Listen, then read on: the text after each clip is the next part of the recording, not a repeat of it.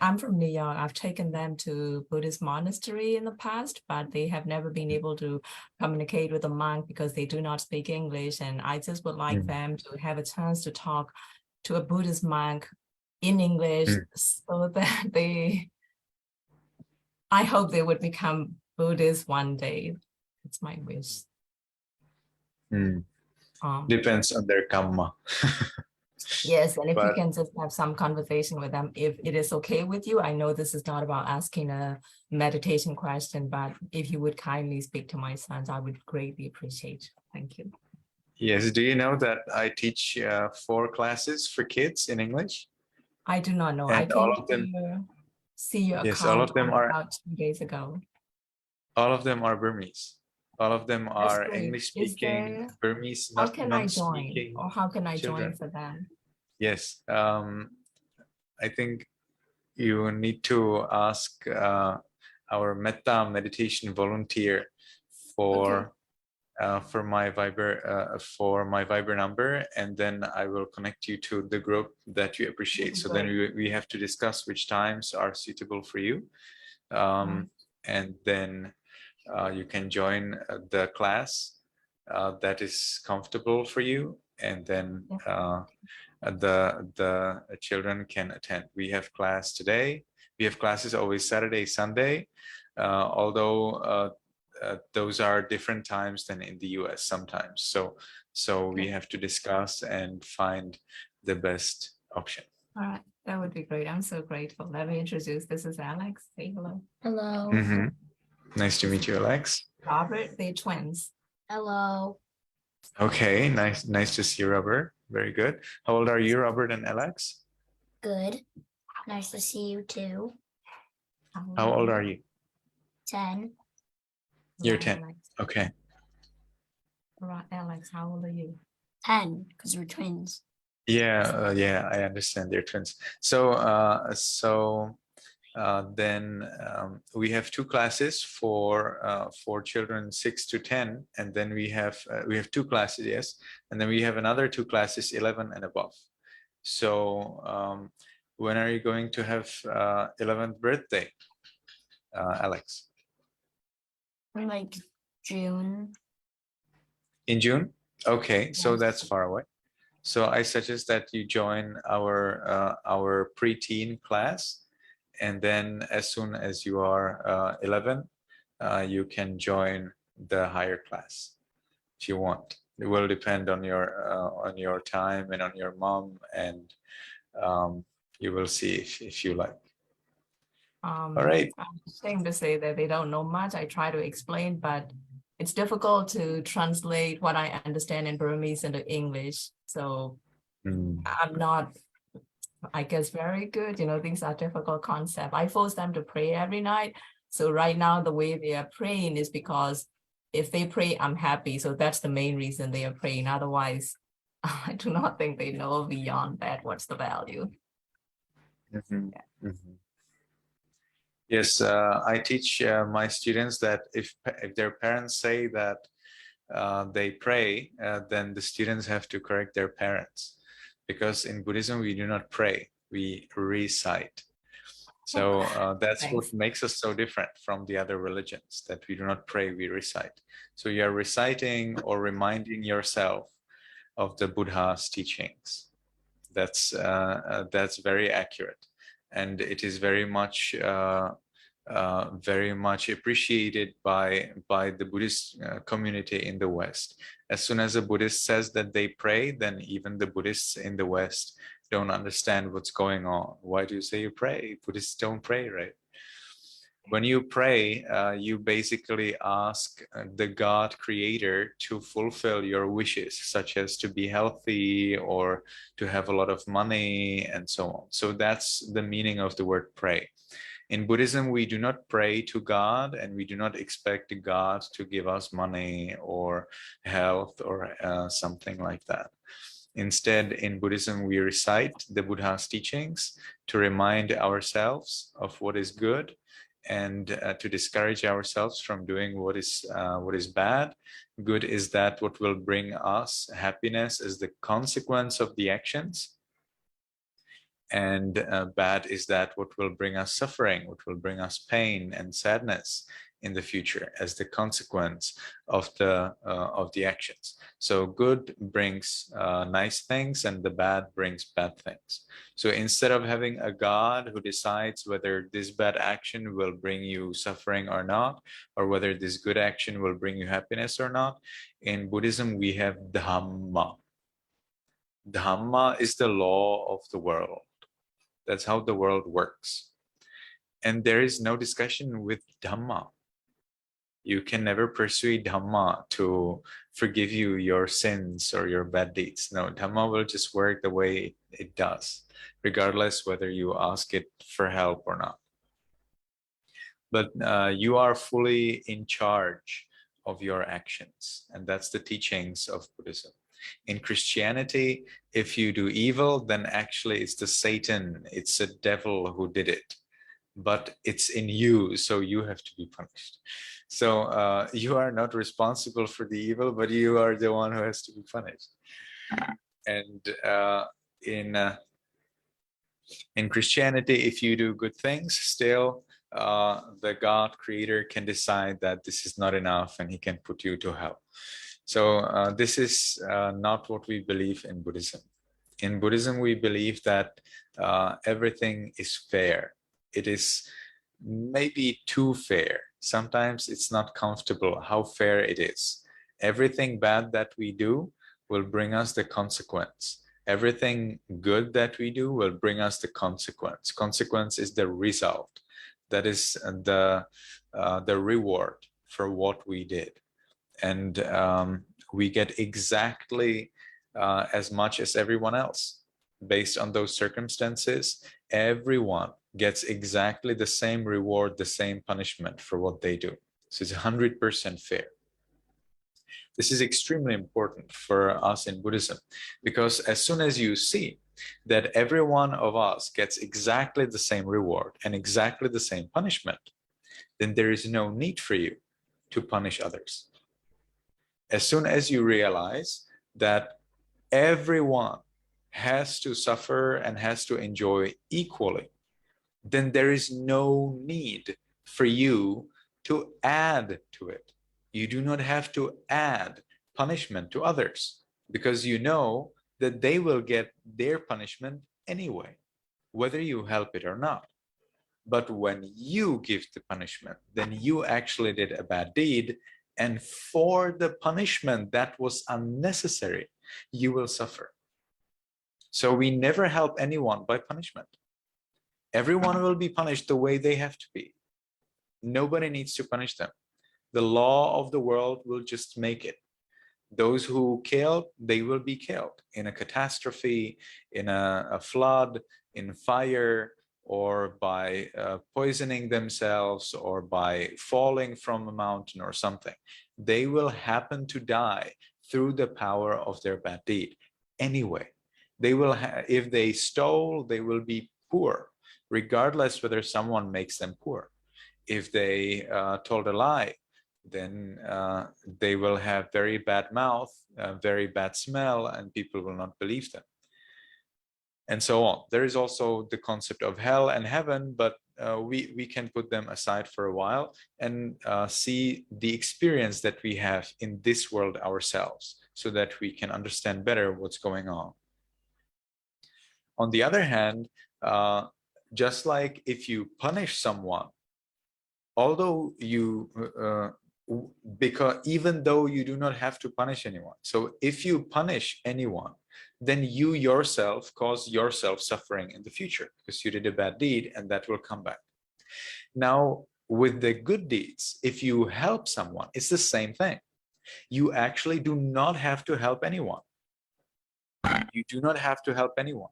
Everyone will get exactly that much help that they deserve. But even though the other people will get as much as they deserve, anyway, when you help, you made the good deed. So when you help someone, the other person doesn't need to thank you. When they thank you, that's another good deed in addition to what they have done so far. saying thank you is a good deed for me who says the thank you. Helping someone, giving them a cake, or giving them a pen or pencil or whatever it is that they need, that is help from me, and I am doing it for myself because they would get it anyway. The law of Kamma is very complicated, and the Buddha said that if you try to understand it, you will become mad before you understand it, or you will die, because you will think about it 100 years and you will die before you understand it, because it's not possible to understand. It's very complicated. So on one hand, it's true, we do not have to help anyone. But on the other hand, it is also true that we want to help everyone, because we want to get the good deed so that no one has to help us in the future, because we will enjoy our happiness anyway.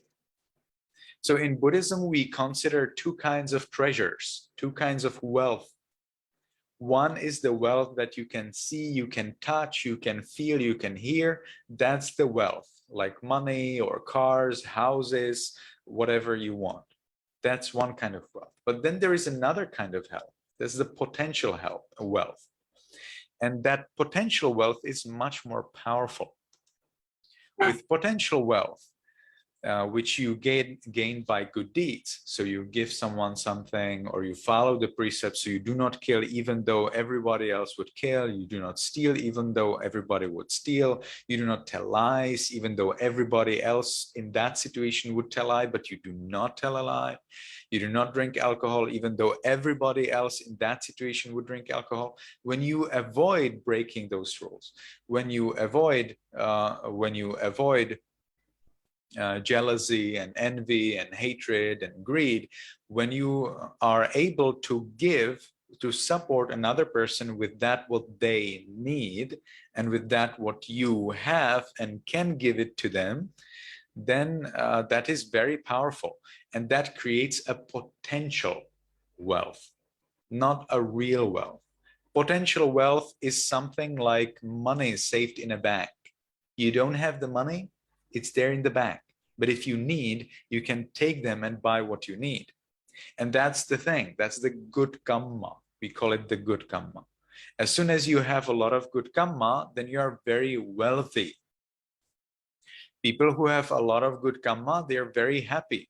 But to have a lot of good Kamma, you would have to meditate. 3 things are increasing your potential wealth.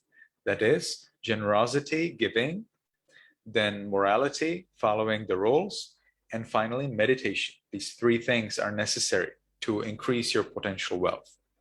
Then that potential wealth increases the chance that whenever you can be happy, you will be happy. It increases your luck. When people win in a lottery, they do not win because they're lucky. They win because they had this potential of good deeds done in this life or in the past life. So when we meet in our class, we always start by meditation, so that you are sure you increase your potential wealth in the best way. Meditation Kamma, meditation action, is always much more, how to say that? It always gives you more potential than anything else. Concentration and insight meditation, they always give you more than donation or following precepts.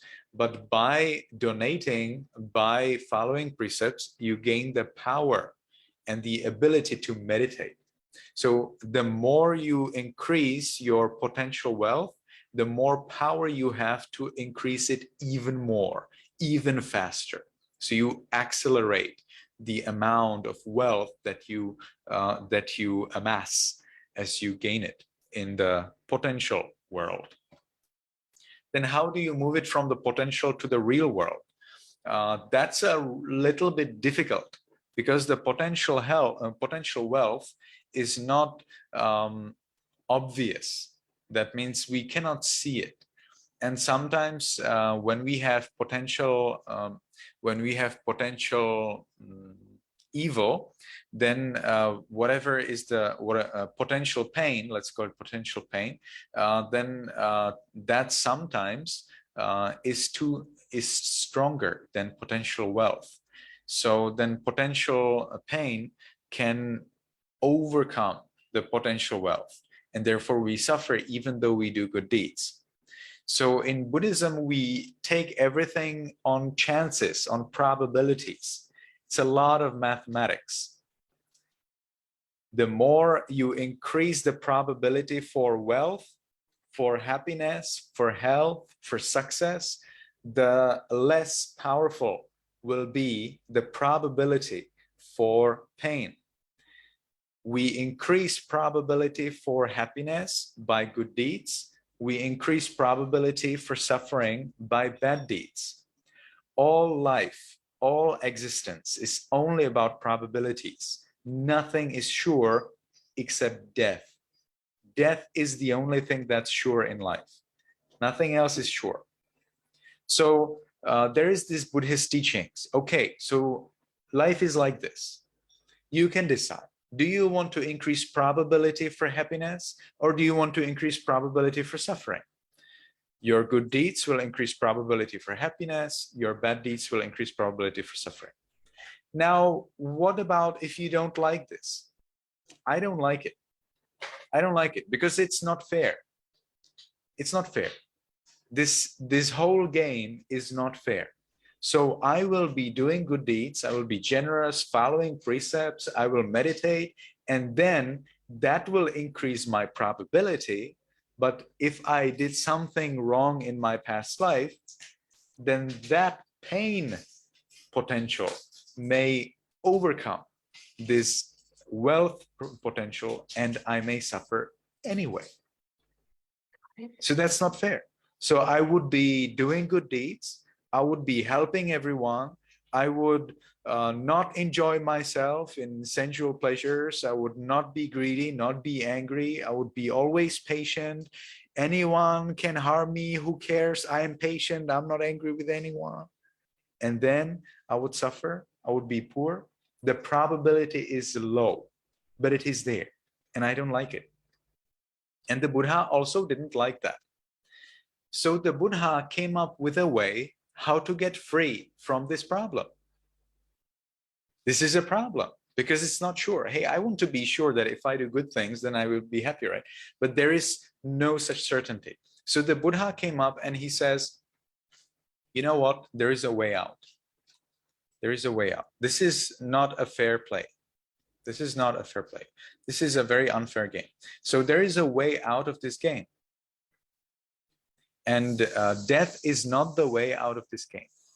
Some people think that they will kill themselves and they will be just free from all suffering. No, they are just born again. And because they kill themselves, then killing oneself is a bad deed, and that takes one usually to the world of ghosts. So when someone kills themselves, usually they are born as ghosts. Sometimes they're born in hell or as an animal. So killing oneself is not the solution. That's not the way how to get out of that game. There is another way which works, and that is called vipassana, insight meditation, or more thoroughly, we call it the Eightfold Noble Path. So Eightfold Noble Path, you can already hear the number 8 there. So Eightfold Noble Path consists of 8 things that need to be fulfilled. And then gradually you can achieve the liberation, the freedom from this unfair game. And the Eightfold Noble Path is special by the kind of meditation that the Buddha explained. So although meditation consists only the 3, or let's say the 2 factors of the Eightfold Noble Path, the remaining 6 are very important. So there is a right view. You need to have a right attitude towards the world. You need to have a right way of thinking. You need to think with loving kindness, with giving away, and not with greed. There is right speech, right action, right livelihood. those are ways of life that do not harm others, then there is a right effort. When we avoid what are evil thoughts, speech, and action, and we develop our good thought, speech, and action. And then there are the two factors of meditation: concentration and insight. So as someone follows these 8 factors of the Eightfold Noble Path, they can finally get free from attachment. Attachment to existence, non-existence, and sensual pleasures. Without that attachment, he gets free. So then he gets free from this game and he can enjoy bliss forever. And that's the aim of the Buddha's teachings. So our idea is not to increase probabilities. That's the basic level. That's the basic level. If you want to go advanced level, then you follow the Eightfold Noble Path, and then the final stage is the attainment of freedom from this unfair game. This is Buddhism in a nutshell. Do you have any question about that?